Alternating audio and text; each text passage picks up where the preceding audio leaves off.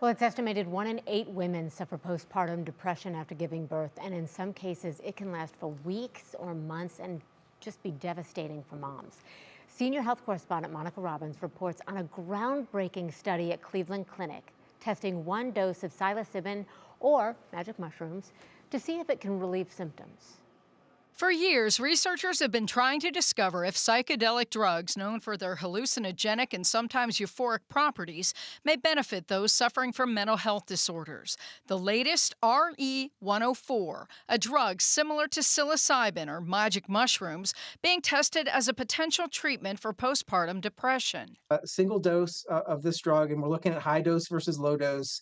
And it's a pretty short study, so they'll be on site for the administration of the drug. They have to be monitored for 8 hours, but we think the effects, if they do get the higher dose, will only last a few hours. Cleveland Clinic is part of 30 centers testing the shot. Patients undergo a full psychological evaluation and can't have a family history of certain mental health conditions. They also have to be in good health. These are drugs that can raise blood pressure and heart rate, so you can't have any cardiac issues going on.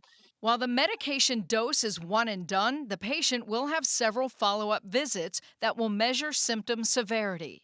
When you use drugs that affect serotonin, they can be helpful for mood. And psychedelics work on something called the serotonin 2A receptor. And we don't really have drugs in psychiatry that exert that effect. So it's really a time of opening up of novel possibilities within the field to address depression in a unique way.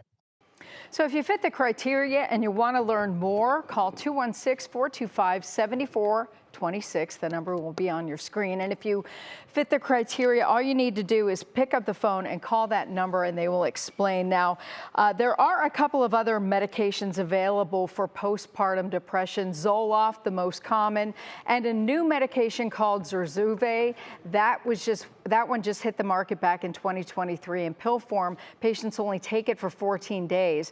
And if this drug works and gets FDA approval, it would be a one-and-done option, and also there is a concurrent study going on right now testing this drug to see if it gets into breast milk, because I know that was one of your big questions, and yes, that is an issue too, so if you want more info, call the number. But you can't be nursing to do this. You know what? Yeah, that's something that people are going to have to discuss. All right.